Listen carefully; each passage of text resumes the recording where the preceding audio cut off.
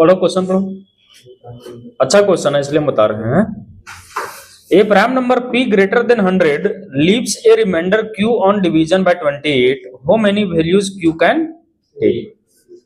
एक prime number p है, prime number में तो समझता है 100 से बड़ा है।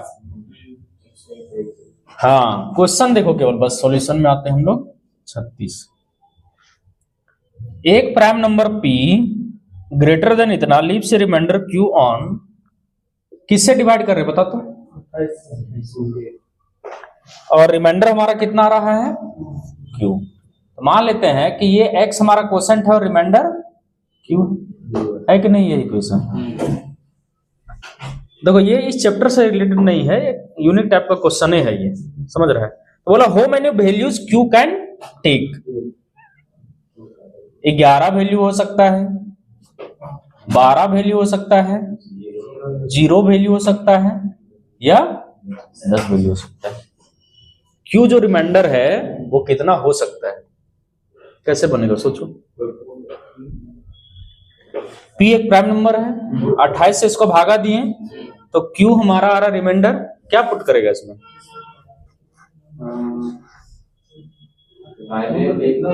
28 से भागा दे रहा है तो रिमाइंडर कहां से कहां तक हो सकता है, सो पहले बताओ। 0 से 28।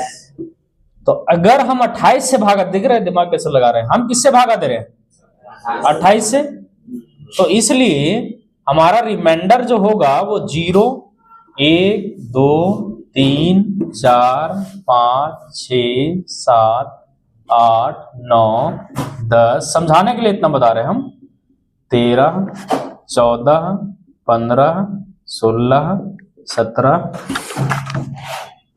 18, 19, 20, 21, 22, 23, 24, 25, 26 और यानी रिमाइंडर क्यू, अरे रिमाइंडर कितना था, और हमको क्यू का ही तो पॉसिबल वैल्यू पूछा है कि क्यू का कितना संभावित मान, समझ रहे हैं ना, संख्या गिन करके।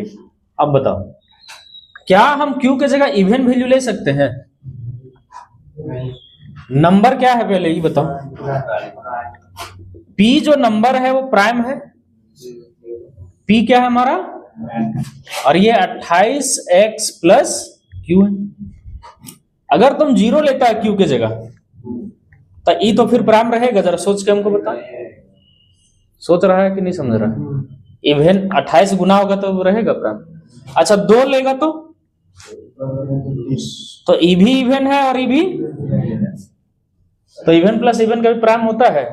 या ऐसे भी समझो, अगर 2 यहाँ है और 28 यहाँ, तो अगर हम 2 खींच ले बाहर तो एक तो 2 बाहर निकल गया, एक अंदर में भी टर्म बच रहा है, यानी इस नंबर का फैक्टर 2 से ज्यादा है तो प्राइम होगा वो।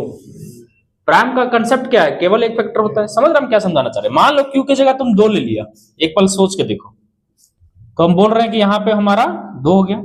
अब 2 कॉमन कर लेंगे तो 14x प्लस 1 हुआ, यानी एक नंबर तो ये है, दूसरा नंबर ये है। क्या 2 फैक्टर होता है प्राइम का। और वैसे भी तुमको हम इवेन वाला कंसेप्ट समझा रहे हैं कि अगर हम इवेन में यहाँ पे इवेन को जोड़ देंगे तो प्राइम होगा, नहीं होगा। यानी क्या समझो तुम कि इवेन को हमको लेना ही नहीं है। कोई दिक्कत है तो बताओ। यहाँ 26, 24, 22, 20 खत्म हो गया, यानी 0 से 27 तक था, यानी 28 टर्म था। और 28 में हम कितना टर्म को हटा दिए, कैंसल आउट कर दिए।